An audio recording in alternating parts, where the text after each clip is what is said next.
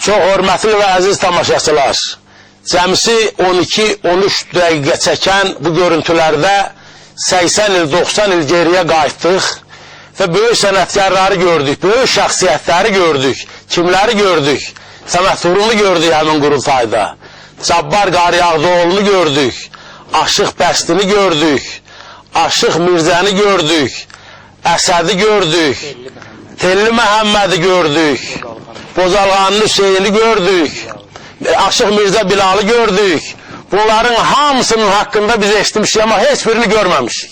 Amma tarix bugün bu sənətkarları yenidən dirildir. Azərbaycan dövlətinin bugünkü inkişafı bizə imkan verir ki, tarixi bugünə gətirək. Böyük üstadlarımızı bugünə gətirək. Gördünüz onların səsini, nəfəsini, havacatını kimdən oxuyur? Kimin haqqında oxuyur? Necə oxuyur? Bunlardan asılı olmayaraq biz öyrənirik, dəqiqləşdiririk ki, əsl sənət yaradıblar. Ona görə də aradan 70-80 il keçməsinə baxmayaraq bugün o adamların hamısının adı bizim dilimizdə əzbərdir.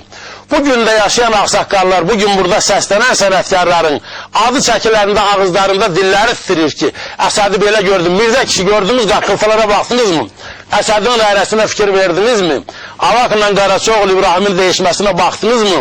Gəncədə olan ansamblın hökmünə, hünərinə baxdınızmı? Yəni bunların hamısı Azərbaycan xalqının yaratdığı, zənginləşdirdiyi müqəddəs ozan aşıq sənətinin dünən yaşayan, bundan sonra da min illərlə yaşayan müqəddəs xəzinəsidir.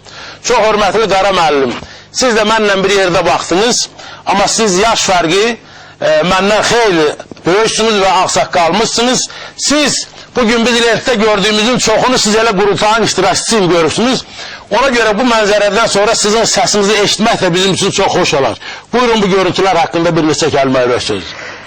Çox sağ olun və bu studiya mən təşəkkürümü bildirirəm ki, bizim tarixi keçmişimizi, aşıq sənətini bugün televizor vasitəsilə tamaşaçılara göstərir və onları yenidən biz canlandırırıq və televizorda xalqımız onu görür və xalq yaradıcılığının